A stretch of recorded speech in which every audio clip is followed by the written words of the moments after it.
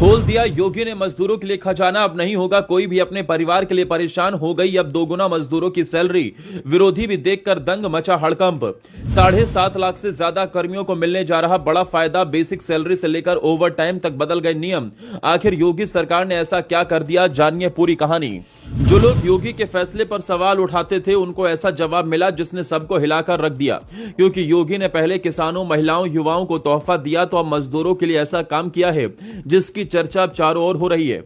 यह हैरानी की बात नहीं, सच है, क्योंकि योगी सरकार ने मजदूरों, कर्मचारियों और लाखों परिवारों से जुड़ा एक अहम फैसला लिया है, जिसे सरकार ऐतिहासिक बता रही है, क्योंकि इसका सीधा फायदा मजदूरों को मिलेगा।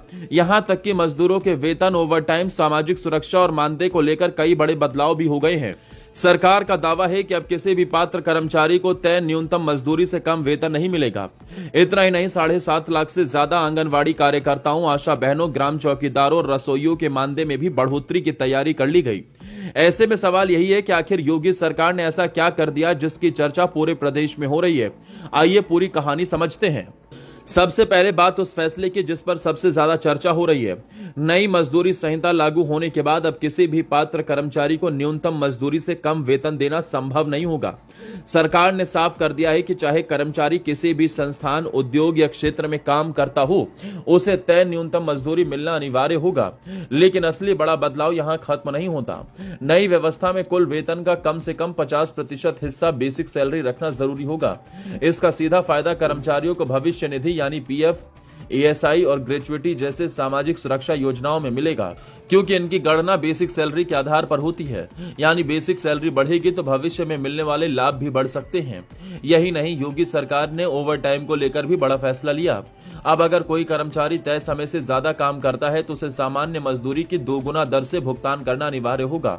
यानी अतिरिक्त मेहनत का अतिरिक्त पैसा मिलेगा। महिला और पुरुष कर्मचारियों को समान काम के लिए समान वेतन देने का प्रावधान भी दोबारा स्पष्ट किया गया। अगर किसी कर्मचारी की नौकरी खत्म होती है या वो नौकरी छोड़ता है तो उसका पूरा बकाया 2 दिन के भीतर देना होगा। वेतन पर्ची देना भी अनिवार्य रहेगा। संविदा कर्मचारियों की मजदूरी और बोनस का भुगतान सुनिश्चित कराने की जिम्मेदारी भी मुख्य नियोक्ता की होगी। सरकार का कहना है कि इससे श्रमिकों का आर्थिक शोषण कम होगा और भुगतान व्यवस्था ज्यादा पारदर्शी बनेगी। लेकिन कहानी यहीं खत्म नहीं होती। योगी सरकार ने उन लाखों लोगों को भी राहत देने की तैयारी कर ली जो वर्षों से कम मानदेय पर सरकारी योजनाओं में काम कर रहे हैं। योगी ने खुद संकेत दिए हैं कि अनुपूरक बजट के जरिए करीब 7.5 लाख से ज्यादा कर्मियों का मानदेय बढ़ाया जाएगा। इसमें लगभग 1.80 लाख आंगनवाड़ी कार्यकर्ता, 1,60,000 से ज्यादा आशा बहनें, करीब 60,000 ग्राम चौकीदार और लगभग 3.5 लाख रसोइये शामिल हैं। इसके साथ ही मुख्यमंत्री ने यह भी कहा कि 1 से 1.5 सप्ताह के भीतर आउटसोर्स सेवा निगम भी काम शुरू कर देगा, जिससे आउटसोर्स कर्मचारियों का न्यूनतम मानदेय भी सुनिश्चित किया जाएगा। नई मजदूरी संहिता में सिर्फ कर्मचारियों के लिए ही नहीं बल्कि नियोक्ताओं के लिए भी कई बदलाव किए गए। अब अलग अलग श्रम कानूनों के बजाय एकीकृत व्यवस्था लागू होगी। पहले जहां कई रजिस्टर और कागजी प्रक्रियाएं पूरी करनी पड़ती थी, अब इलेक्ट्रॉनिक रिकॉर्ड रखने की सुविधा मिलेगी। विभागीय अधिकारियों के सामने अपील की व्यवस्था भी की गई है, जिससे विवादों का समाधान जल्दी हो सके। सरकार का मानना है कि इससे उद्योगों को भी राहत मिलेगी और श्रमिकों के अधिकार भी मजबूत होंगे। यही वजह है कि इन फैसलों को आने वाले समय में प्रदेश की श्रम व्यवस्था में बड़े बदलाव के रूप में देखा जा रहा है।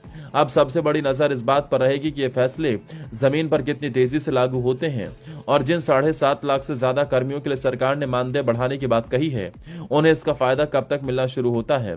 फिलहाल इतना तय है कि योगी कैबिनेट के इन फैसलों ने मजदूरों और कर्मचारियों से जुड़ी राजनीति में नई चर्चा जरूर छेड़ दी है।